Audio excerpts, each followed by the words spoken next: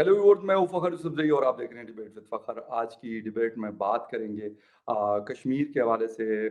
कश्मीर, दोनों साइड के कश्मीर के हवाले से बात होगी, हिंदुस्तान और पाकिस्तान के रिलेशंस के हवाले से भी बात होगी और कोशिश करेंगे थोड़ा सा क्रिकेट का भी, क्योंकि सीजन चल रहा है, वर्ल्ड कप T20 चल रहा है ऑस्ट्रेलिया में, तो उस हवाले से भी कोशिश करेंगे बात करने के लिए। और इन चीज़ों के ऊपर बात करने के लिए आज मुझे ज्वाइन कर रही हैं analyst and journalist from Indian side के कश्मीर की Yana Mir Sahiba. Yana ji, thank you very much for joining the show. Thank you so much. Assalamu alaikum and namaste to all your viewers. Thank you very much. वालेकुम अस्सलाम, नमस्ते and बखैर रागली जी आयानु। याना जी, एक तो थोड़ा सा, क्योंकि आप कश्मीर में रहती हैं तो आपको फिर वहाँ के हालात, हम तो आपसे बात हो जाती है या कुछ और दोस्तों से बात हो जाती है तो वो बता देते, या फिर मुख्तलिफ मीडिया हाउसेस पे जो रिपोर्ट्स चल रही होती हैं उसको पढ़ते हैं, तो उसी के ऊपर अपनी एक, जिसे कहते हैं, पॉइंट ऑफ व्यू बिल्ड करते हैं। लेकिन ये ओवरऑल ये बात कही जा रही कि हालात बेहतर हुए हैं, लेकिन शायद उतनी बेहतरी नहीं आई, मजीद गुंजाइश है उस बेहतरी में। हो क्यों नहीं रहा? क्योंकि अगर हम 370 और 35A की बात करें तो ऑलमोस्ट अब 3 साल होने को है उसको, 2 साल पक्के हो गए उसको। तो क्या चीजें हैं ऐसी जिसकी वजह से वहां पे इंडियन फोर्सेस या सिक्योरिटी एजेंसीज लैग कर रही है, या ऐसी चीजें हैं जिसको शायद बहुत टाइम लगेगा खत्म करने के लिए? देखिए, मैं मानती हूँ कि चीजें वहां खत्म नहीं हुई अभी तक। अभी भी हमारे कश्मीरी पंडित भाई they are under attack and वो, आप तो जानते हैं, वो प्रोटेस्ट कर रहे हैं। वो तो चाहते हैं कि वो कश्मीर से निकल के फिर वापस जम्मू चले जाएं या जहां से वो आए थे वहां वापस चले जाएं, because they are not feeling secure. और मतलब ये बात सही है कि अगर हमारी सिक्योरिटी फोर्सेस के होते हुए भी they are not feeling secure, तो ये कहीं ना कहीं एक सिक्योरिटी लैप्स हमसे होता जा रहा है और हम इस तरह अपने भाई और बहनों की जानें नहीं गंवा सकते। लेकिन एट द सेम टाइम हम ये भी नहीं अफोर्ड कर सकते कि वो एक बार फिर कश्मीर वैली छोड़ के चले जाएं और फिर एक बार फिर उनका एक्सोडस हो जाए, जो कि हुआ। मैं कहूंगी कि जब राहुल भट्ट का हादसा हुआ था तब बहुत ही बड़ी तादाद में ये लोग, मतलब बहुत सारी फैमिलीज, कुछ 1000 फैमिलीज उस वक्त निकल गई कश्मीर वैली से, पंडित फैमिलीज। और अभी शुपियन में जो पूर्ण कृष्ण भट्ट जी के साथ हुआ, जो अफसोसनाक हादसा, उसके बाद भी शुपियन में कुछ कुल मिला के 10-15 फैमिलीज थे शायद कश्मीरी पंडित की, वो सारे निकल गए। तो ये बहुत ही, मतलब ये एक ब्लॉट है कश्मीरियत पे। और ये डिस्पाइट द फैक्ट कि कश्मीरियों ने अपनी इतनी सारी जमीन और इतना सारा अपना, मतलब फेथ इंडियन फोर्सेस पे रखा, उसके बाद भी वन साइड ऑफ आवर, जो है आवर ब्रदर्स, मतलब जो कश्मीरी पंडित्स हैं, वन साइड ऑफ कश्मीरियत, उन पे आज भी अटैक्स जारी है। लेकिन ये बात सही है कि कम हो रहा है ये सब। रीजन बीइंग, हाँ, कश्मीरी पंडित्स पे अटैक्स बढ़ गए हैं, मगर मैं कहूंगी कि ओवरऑल जो लोगों का, जो लोकल्स का जो सपोर्ट रहता था फॉर ट्रेटर्स, जो इंडिया की मुखालफत में काम करते थे, सेक्सेशनिस्ट बोल दीजिए, सेपरेटिस्ट बोल दीजिए, उनके लिए जो एक फेवरेटिज्म था कश्मीरी सोसाइटी में, वो खत्म हो चुका है। Now Kashmiris, they have understood, I guess awareness आ चुकी है कि कौन उनका फायदा उठा रहा था उनकी इमोशंस का, और कौन सचमुच, वो कौन सा साइड है जो सचमुच उनकी उनकी बेहतरी के लिए काम कर रहा है, कि उनके प्रोग्रेस के लिए काम कर रहा है। अब ना जो मसला है वो है कि कुछ चंद कश्मीरी ऐसे हैं जो शॉर्टकट में पैसे कमाने के जरिए ढूंढ रहे हैं। तो वो, जैसे कि आपने सुना होगा, कुछ महीने पहले जर्नलिस्ट पकड़े गए थे जिनकी बैग में बरामद हुए ग्रेनेड्स। तो मतलब कुछ ऐसे, अभी भी सोसाइटी में कुछ ऐसे एलिमेंट्स हैं जो सपोर्ट कर रहे हैं टेरर एक्टिविटीज को, और उनको, बिकॉज वो सिविल सोसाइटी को बिलोंग करते हैं, तो उनको आइडेंटिफाई करके उनको न्यूट्रलाइज करना थोड़ा सा मुश्किल होगा सिक्योरिटी एजेंसीज के लिए। Because mostly you see, if you talk about army, they are trained to protect the borders. बिल्कुल, no doubt. And if you, हाँ, and if you talk about Jammu Kashmir police, तो वो तो मतलब उनके लिए कितना मुश्किल, वो फिर भी करते हैं कोऑर्डिनेट सर्च, घरों में जाके चेक करना। और इससे नो डाउट कि कश्मीरी फैमिलीज को बहुत इनकन्वीनियंस भी फेस करनी पड़ती है, नो डाउट। हाँ, हर एक नाके बिल्कुल। पे चेकिंग होती है, एंड नाका चेकिंग की वजह से लोग बेचारे, जिनको टाइम पे पहुंचना होता है ऑफिस या स्कूल्स हाँ, या कॉलेजेस, वो लेट हो जाते हैं, काम पे पहुंचने में लेट। वी आर, बट हम लोग अपनी तरफ से हर एक कोऑपरेशन अपनी तरफ से एक्सटेंड कर रहे हैं to the security forces. Despite that इतनी सारी यहाँ सिक्योरिटी एजेंसीज हैं, डिस्पाइट दैट हमारे कश्मीरी पंडित भाइयों को इस तरह हलाक किया जा रहा है। And this is not acceptable and I feel कि कुछ ना कुछ करना चाहिए जिससे ये बंद हो जाए। अच्छा, ये ना एक चीज और है कि कश्मीरी पंडित्स को दोबारा से आबादकारी की उनकी कोशिश की गई और वो डिमांड करते हैं कि शायद उनसे कुछ कमिटमेंट्स की गई होंगी, जो भी किया गया होगा वो गालिबन न्यू दिल्ली की तरफ आंखें करके और वो देख रहे हैं कि क्या हमें वो किया जाए। मैंने कुछ इंटरव्यूज बीबीसी वर्ल्ड ने किए थे वहां पे लोकल्स के, वो कह रहे हैं कि ये हम यहाँ पे सिक्योर, जो जिस तरह आपने भी बताया कि वो सिक्योर फील नहीं करते। तो क्या वजह है, क्या हो सकता है, और उनके ऊपर अटैक करने की मेन क्या वजह है? क्या वो, मेरे ख्याल में जो मैं ज़ाती तौर पे थोड़ा बहुत जानता हूँ कुछ कश्मीरी पंडित्स को, वो बड़े जिसे कहते हैं कि मतलब बड़े अच्छे किस्म के और बड़े नॉर्मल किस्म के लोग हैं कि वो तो किसी का कुछ बिगाड़ते नहीं है, किसी को कुछ कहते नहीं है। तो फिर क्यों उनको किया जाता है? सिर्फ इसलिए कि इसकी खबर बड़ी बनेगी या न्यू दिल्ली को तकलीफ ज्यादा पहुंचेगी, या क्या वजह हो सकती है इसके पीछे? देखिए, if you ask me the way Pakistan is going, मैं पाकिस्तान को आज की तारीख में ब्लेम नहीं करूंगी। उनके अपने इतने मसले हैं, मुझे नहीं लगता कि, बट यस अगेन वहां से कुछ हो सकते हैं, बट वो इन्फिल्ट्रेटर्स की कैटेगरी में आते हैं एंड दे आर आइडेंटिफाइड, और सोसाइटी उनको, कश्मीर सोसाइटी अब उनको पनाह नहीं देती है, they don't get shelter anywhere, तो वो वैसे भी इनकाउंटर्स में मारे जाते हैं if they dare to do such thing.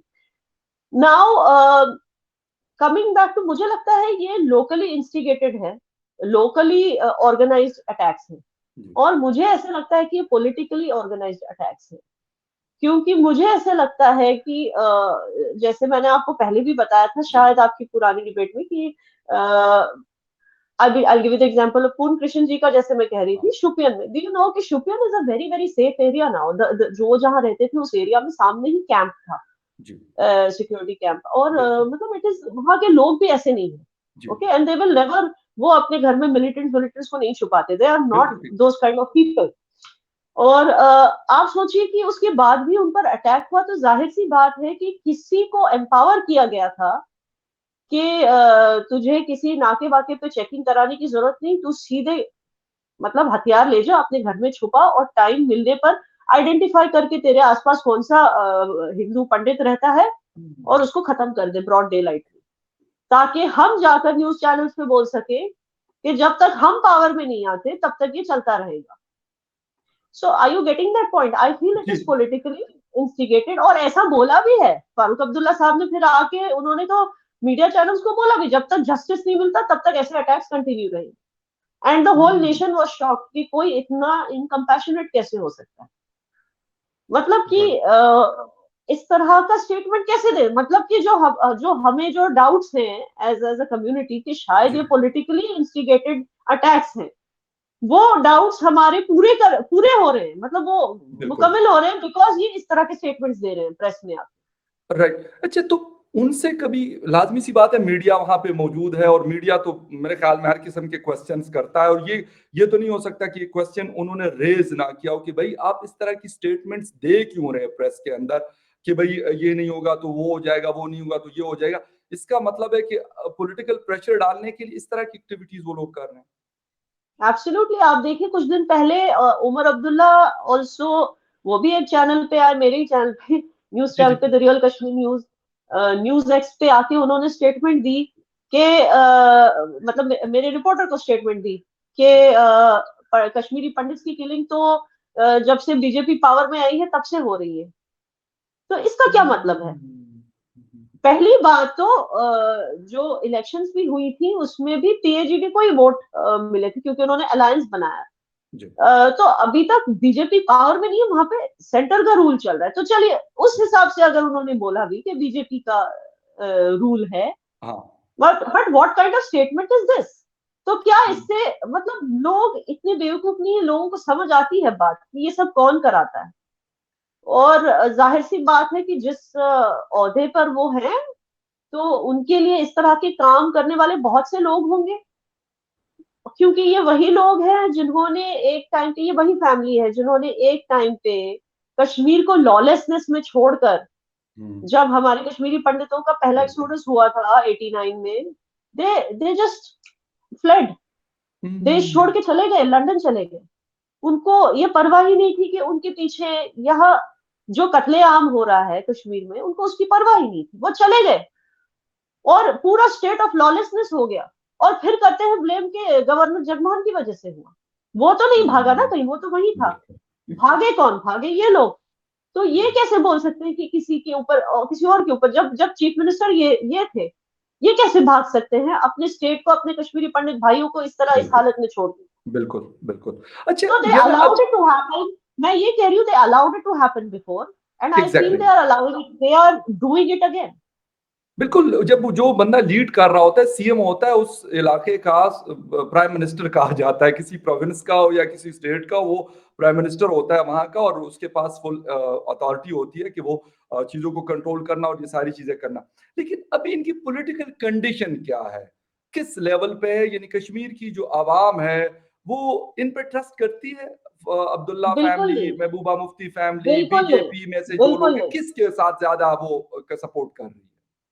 बिल्कुल इनको ट्रस्ट नहीं करते। इनके लिए अच्छे खासे निकनेम्स भी रखे हुए हैं, दान और पता नहीं क्या क्या इनको बुलाते हैं। और महबूबा मुफ्ती को भी तो, महबूबा मुफ्ती को तो मतलब सेल आउट बोलते हैं कि बीजेपी को इसी ने लाया कश्मीर में, ना इसको ट्रस्ट करते, क्योंकि कभी वो मिलिटेंट्स का सपोर्ट करती है, कभी बीजेपी का सपोर्ट करती है। तो ना बीजेपी उसको ट्रस्ट करती है, ना मिलिटेंट सपोर्टर्स उसको ट्रस्ट करते हैं, तो बेसिकली ओके, उसको कोई नहीं ट्रस्ट करता। Right so right right. She is in an isolated situation right now. And रही बात एनसी की, जो लोग दिल्ली में भारत माता की जय बोलते हैं, कश्मीर में आके मतलब करप्शन में, हर एक एमएलए उनका करप्शन में इन्वॉल्व है। राइट। और मतलब वो इस तरह के ऑब्नॉक्शियस वाहियात स्टेटमेंट्स जब मीडिया में देते हैं, तो लोगों को लगता है कि इनमें तो फिर इंसानियत ही नहीं बची है। क्या हर चीज में ड्रॉप ऑफ अ हैट पे आपको सियासत करनी है? किसी की मौत पे आपको सियासत, वहां पे पूरी एक कम्युनिटी वाइप आउट होने जा रही है, आपको उस पर सियासत करना है? ये नहीं कि आप ओपनली कंडेम करें किलर्स को, आप उसमें भी सियासत करने चलो। तो एक lack of human touch NC वालों में देखी गई है। और करप्शन जो है वो तो सबको ही पता है, एनसी वाले कितने करप्ट हैं। और दूसरी तरफ Mehbooba Mufti, because of she is facing trust issues from the people, because वो दोनों तरफ झूलती है। So that is the reason that it's very hard for Kashmiris to trust them. Okay At the same time, BJP पूरी कोशिश में है कि वो धीरे धीरे करके अपना स्टेटस वहां पे जमाए। ओके। और कई नई नई पार्टीज भी, जैसे कि अपनी पार्टी। तो जो अपनी पार्टी के जो हेड हैं, जो मतलब जो फाउंडर हैं, अल्ताफ बुखारी साहब, he ji is a gem of a person. वो अपने लेवल से बहुत लोगों को हेल्प करते हैं, तो उनकी एक अच्छी खासी फॉलोइंग है। तो जबरदस्त। वो हो गई। और फिर Aam Aadmi Party is also taking trying to take an entry into Kashmir. Okay. And lot of, हाँ, और lot of youth, Kashmiri youth is looking forward to joining Aam Aadmi Party. They trust Aam Aadmi जबरदस्त। Party more than BJP, which is fine अच्छा। for me, because as long जबरदस्त। as any national party is gaining ground, I'm happy about it. जबरदस्त, आप बिल्कुल और इससे, ये मेरे ख्याल जो यहाँ के यूथ है, वहाँ के यंगस्टर्स हैं, उनके लिए पॉलिटिक्स के नए दरवाजे खुलेंगे, और शायद वो अपने जो चीजें उनके दिल में है, शायद उसको करवा सकते हैं, प्रैक्टिकली करवा सकते हैं। अगर वो पॉलिटिक्स में आते हैं और बिल्कुल, आगे बढ़ते हैं, तो मेरे ख्याल में उन चीजों को शायद वो आसानी से अचीव कर सकते हैं जो वो अपने लोगों के बिल्कुल लिए चाहते होंगे। जी। अच्छा, यानी कि एक चीज़ और है, मैं मनोज सिन्हा साहब की स्टेटमेंट पढ़ रहा था कि मिलिटेंसी जो कश्मीर में है, वो अपनी आखिरी सांसें ले रही है, और ये स्टेटमेंट मैं उनका तकरीबन मुसलसल सुनता हूँ, हर महीने के बाद, हर डेढ़ 2 महीने के बाद, तो बड़े कॉन्फिडेंट नज़र आ रहे हैं ये आदमी मुझे। बाकी मैं इनको इतना नहीं जानता, लेकिन एज़ ए गवर्नर कश्मीर में इनको जो थोड़ा बहुत मैं देखता जी, हूँ, या इनके हवाले से खबरें सुनता हूँ, तो बड़ा कॉन्फिडेंटली ये बात कर रहा होता है कि नहीं, ये हम काबू कर रहे हैं और हमने कर लिया है। क्यों? क्या ये मोदी जी की सपोर्ट की वजह से है, या किसी और की वजह से इतना कॉन्फिडेंस? नहीं, मतलब पहले लोगों को आई नजर नहीं गेस, आता था इस आदमी में है। इट्स बिकॉज वो जानते हैं कि कितना प्रेशर है जम्मू कश्मीर पुलिस पे और बाकी की सिक्योरिटी फोर्सेस पे, कि ऐसे सिचुएशन बार बार नहीं हो, कितना प्रेशर है उन पे। तो आई गेस एक मोटिवेशनल फैक्टर है, उनको मोटिवेट करने के लिए वो बोलते हैं कि, and it is his duty कि वो पैनिक सिचुएशन ना आने दे कश्मीर में। सही। तो that also he is doing. And उन्होंने, it is his goodness, he is a good एनजी आई फील, बिकॉज उनकी अच्छाई है कि कभी अगर खुदा ना खास्ता, यस, गलत इनपुट की वजह से कभी कभी एनकाउंटर्स हो जाते हैं जो नहीं होने चाहिए थे किसी बिल्कुल। इनोसेंट का, वो सीधे पहुंच जाते हैं उस इनोसेंट के घर पे, और सीधे सीधे ओपनली माफी मांगते हैं। एंड वो कहते हैं कि मुझे पता है कि ये नहीं, जबरदस्त नहीं है, किसी की जान नहीं जानी चाहिए, बट नहीं नहीं, मैं ही ये नहीं कह रहा एक्चुअली हूँ, वो लेकिन या ना मानना भी बहुत बड़ी बात है। हालांकि मानना मैं भी कहता बहुत हूँ किसी बड़ी। बेगुनाह जिसकी जान गई है, जिसकी मैं फैमिली का बोलती हूँ प्यारा गया है, आज तक, हाँ, बड़ा आज तक अफसोसनाक है। किसी ने लेकिन इस असल तरह में हम के, लोग करते भी है फिर मानते भी नहीं है ना, मुसीबत ये है ना। वो वही है। तो he has set an example by doing this, कि वो बेचारे जाते हैं घरों में और वो गलती मानते हैं, और जो भी वो फैमिली का गुस्सा है वो अपने पे लेते हैं, ही डजंट माइंड इट। आज तक ऐसे किसी ने नहीं किया। मैं बोलती हूँ एनसी गवर्नमेंट ने कितने इनोसेंट्स को पीएसए लगाकर अंदर कर दिया, ठीक है। आज तक किसी के लिए उन्होंने माफी मांगी नहीं मांगी। और बदनामी किसकी की उन्होंने? इंडियन गवर्नमेंट की। वो बिकॉज वो हम्म, एज अ चीफ मिनिस्टर वो इंडियन गवर्नमेंट को रिप्रेजेंट करते थे, जबकि बिल्कुल। इंडियंस खुद उनको ट्रस्ट नहीं करते। तो तो हम्म, कश्मीरियों को ये लगता था कि हमारे बच्चों पे पीएसए लगाकर इनको अंदर कर देते हैं, इनको मरवाते हैं, इनकी टिप्स देकर, और पैसे कमाते हैं, सोर्स बनकर। ये इस तरह की, मतलब एक होता है ना, मुनाफिक वाले काम जी जी करते हैं ये। जी जी। और ये माफी भी नहीं मांगते। ओके। लेकिन ये पहली बिल्कुल। बार है कि ये घर घर जाके जहां भी गलती हुई वहां पे हाथ जोड़ के इन्होंने माफी मांगी, और बोलते भी हैं ये ओपनली आके कि यहाँ पे गलती हुई। और इस वजह से क्या है, उनके अंडर, मनोज सिन्हा साहब के अंडर जो फोर्सेस हैं उन पर ज्यादा प्रेशर है, क्योंकि अब गलती नहीं हो सकती, बिकॉज दे नो कि ये हमारा लीडर है, इसको अब जो है इसको माफी मांगनी पड़ती है लोग, तो हम ऐसी समझ। गलती नहीं कर सकते। पहले की तरह ये गलती अननोटिस्ड नहीं जाएगी। सो ठीक है। उनके ऊपर जो प्रेशर है ना वो बहुत ज्यादा है।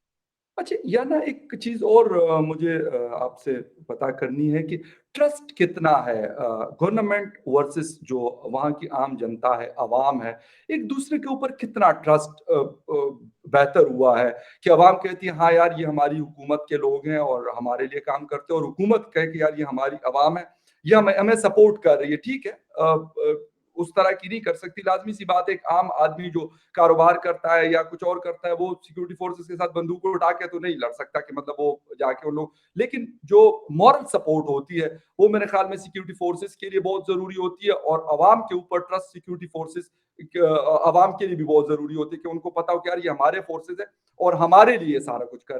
तो कितना ये गैप फिलअप हुआ है, पहले शायद ज्यादा नजर आता था।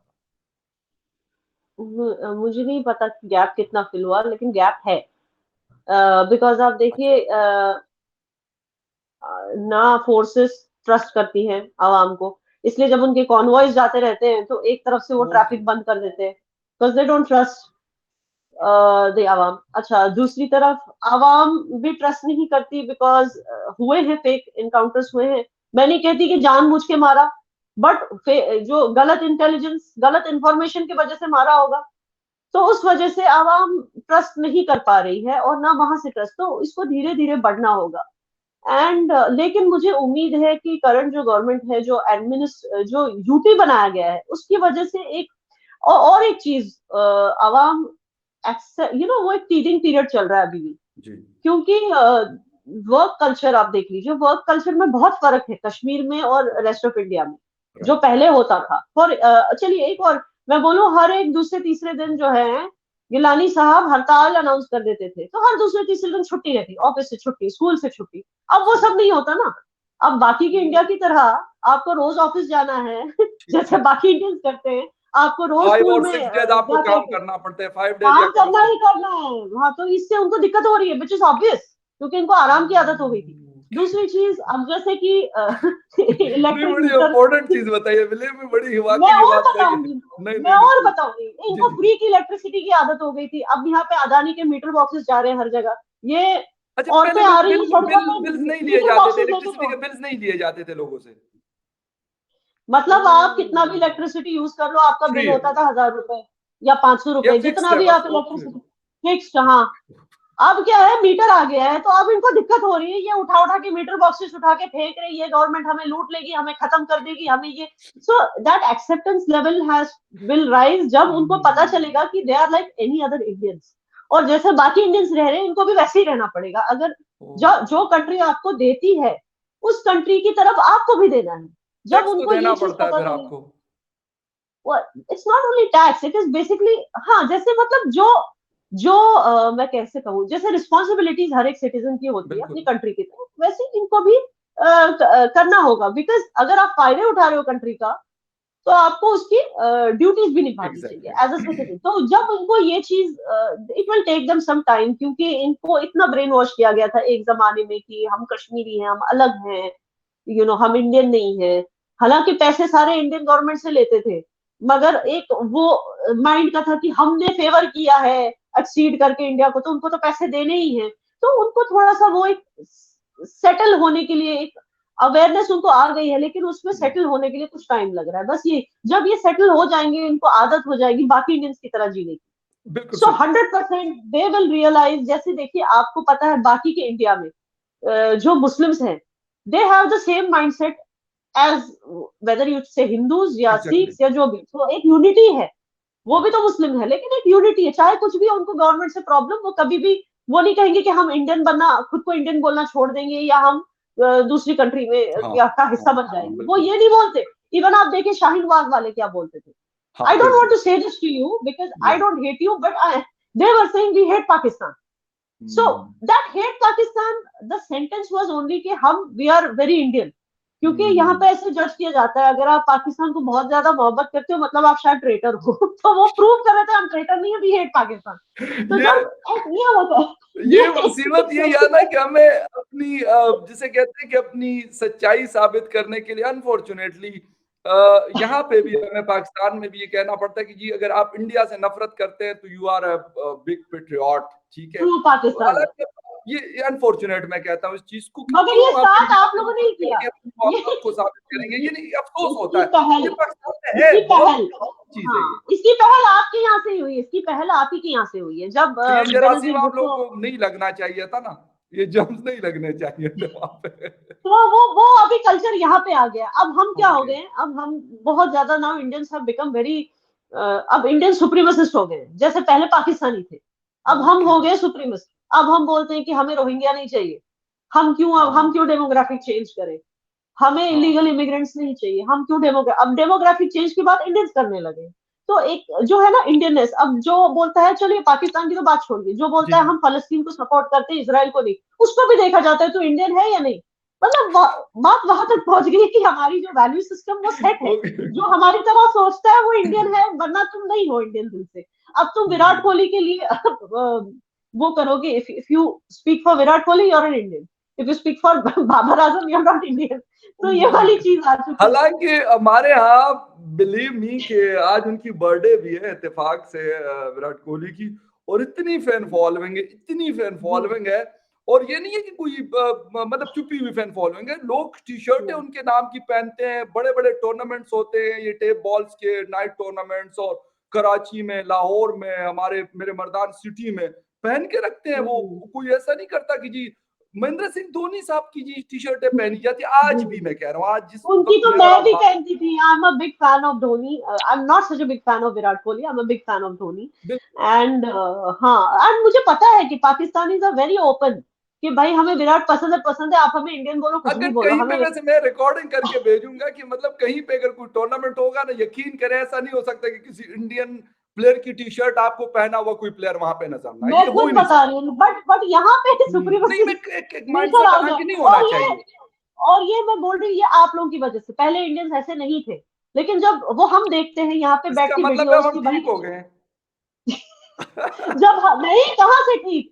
कल एक वीडियो आया, छोटा सा बच्चा पाकिस्तान में, मतलब 8-10 साल का बच्चा, जी वो बिल्कुल, इंडिया का फ्लैग स्कूल वाला, काट रहा है। स्कूल वाली वीडियो की आप बात। एब्सोल्युटली। तो जब हम देखते हैं हम बोलते हैं यार हमें गार्ड पे रहना चाहिए, लोग हमें बहुत ज्यादा हेट करते हैं, हम इनको हम्म। ज्यादा हेट करेंगे। ये वाली चीज हो रही है, तो इट्स हालांकि ऑलवेज कमिंग फ्रॉम पाकिस्तान। हालांकि इस तरह की चीजें उस बच्चे को ये पता भी शायद ना हो कि यार मैं कर क्या रहा हूँ। एक 8 साल के बच्चे को एग्जैक्टली। क्या बता रहे हैं कि यार आप इंडिया से नफरत करोगे तो आप सबसे कामयाब इंसान बनोगे, अगर नहीं करोगे तो शायद आप कामयाब नहीं होंगे। ये नहीं, हम आप ये मुझे चीज है। बताइए, आप मुझे बताइए, बेनजीर भुट्टो ने जो नफरत के बीज बोए थे अपने उस कि हर कश्मीरी मुजाहिद हैं, वो जो बोल रही थी ना वो स्पीच में, वो वो वाले स्पीच में जो नफरत के बीज बोए, उसका फायदा क्या हुआ जब आज उसका अपना बेटा हिंदू मंदिर में बैठ के शिव पूजा कर रहा है वहां पे। बिल्कुल। क्या फायदा क्या हुआ, करिश्मा इतने कुमारी लोगों की साहिबा के जाने साथ गई। बिल्कुल वो गए थे दिवाली पे, और उन्होंने, हालांकि मैं ये भी बात करता हूँ, ये बात मैंने बहुत दफा पाकिस्तान पीपल्स पार्टी के जो बहुत सारे लोग हैं, मैं बिलावल साहब की बात नहीं कर रहा लेकिन बाकी उनके सेनेटर्स एमएनएस को,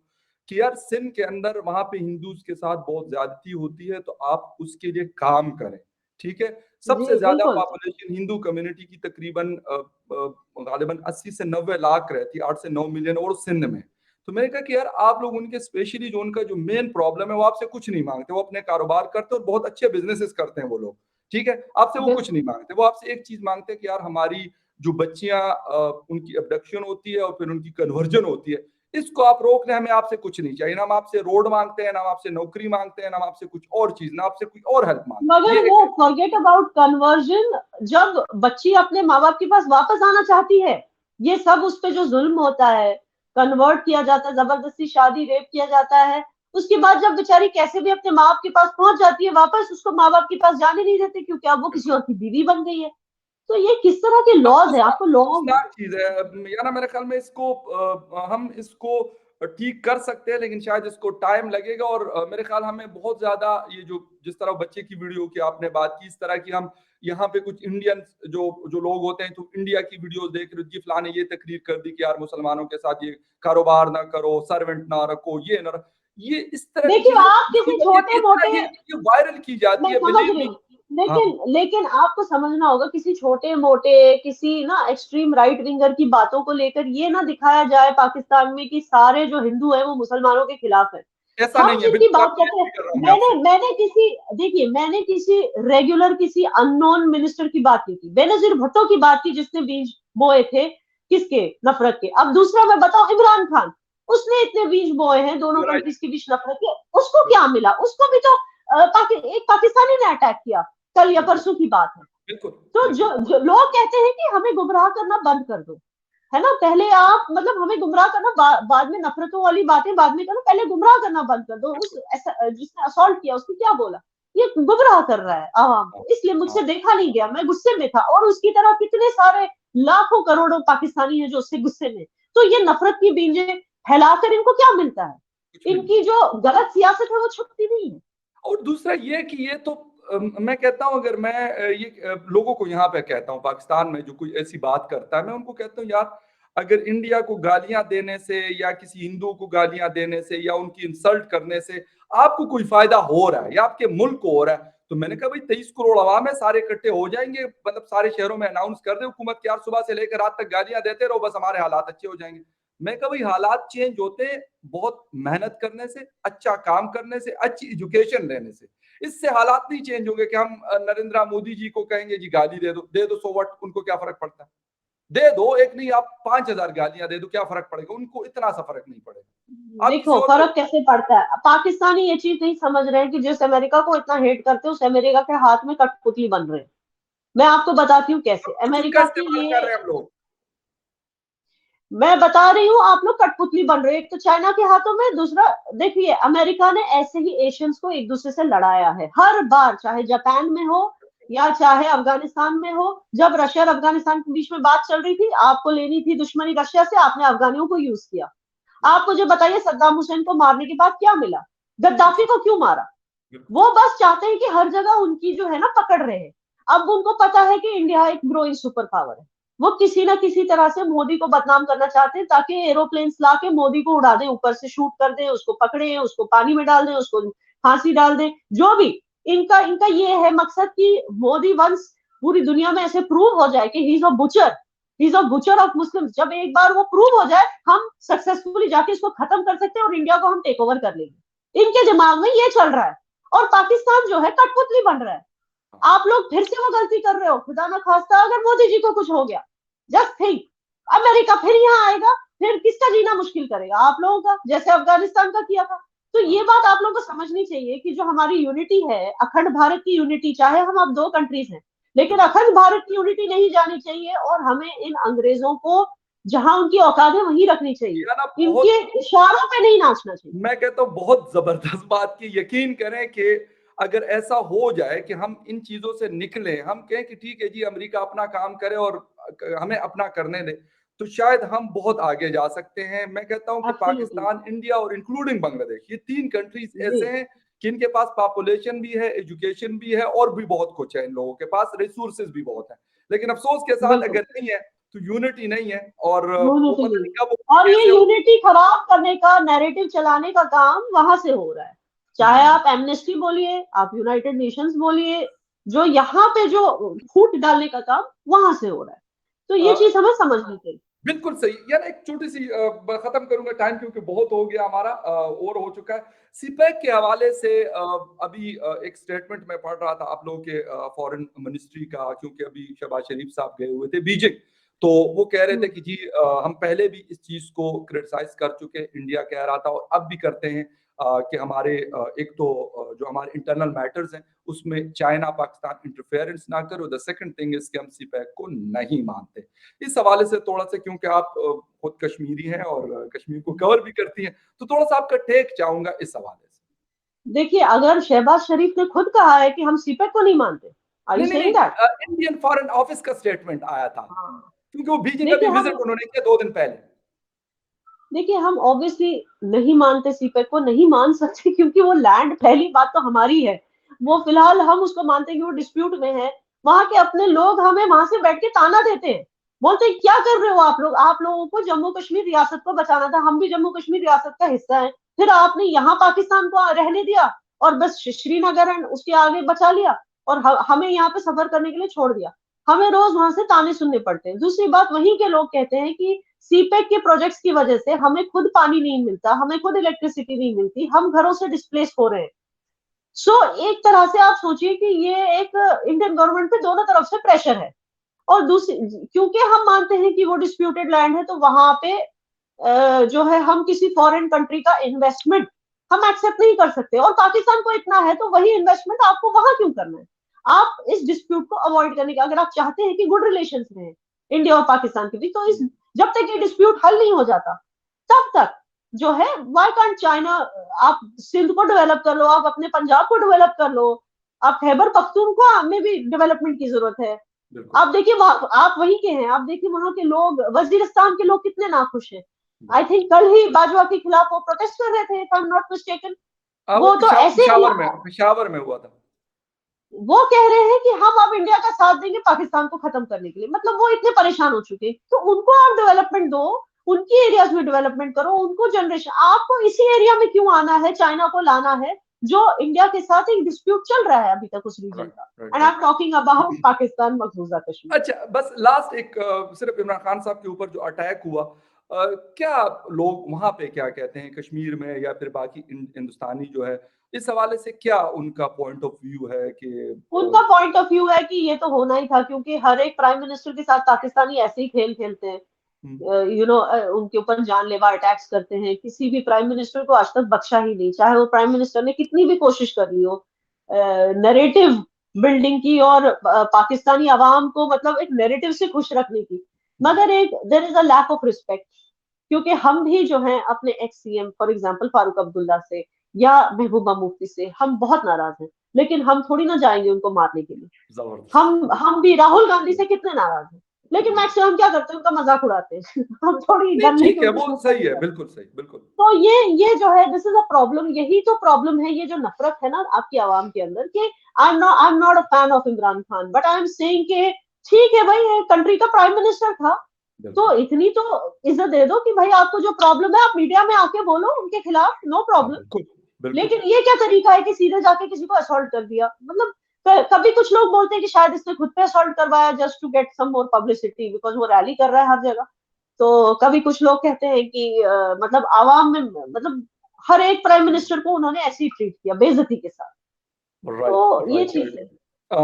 याना, थैंक यू वेरी मच, क्योंकि ऑलरेडी हमारा शो 34 मिनट पे जा चुका है, वैसे मेरा था कि 25 मिनट में खत्म करूंगा, लेकिन बहुत सारी चीजें होती है और व्यूअर्स मैं थोड़ा सा आपको बता दूं, असल में याना के साथ टाइम सेट होने में बहुत ज्यादा हमें वो लगता है, क्योंकि कभी ट्रैवलिंग करनी होती है और जी। अपनी एक्टिविटीज भी बहुत ज्यादा होती है, अपनी वीडियोस भी बना रही होती है अपना। And I am sorry, you are so, no, no, no, no, you are it's such a fine, वो मैं इसलिए नहीं जेंटलमैन। कह रहा हूँ, मैं व्यूअर्स को जस्ट बता रहा हूँ कि शो एक्सक्यूज मी, शो इसीलिए लंबा हो जाता है कि बहुत सारी चीजें जो है वो पूरा पेज मेरे पास भरा हुआ होता है, यादा के लिए होता है ये पूरा तो याना, thank you very much for your time, बहुत थैंक यू अच्छा सो लगा, much. And viewers thank you very much for watching debate with Fakhar Yusuf. किसी और डिबेट में थैंक फिर यू, मिलेंगे, अल्लाह तब तक के हाफिज। लिए टेक केयर, बाय।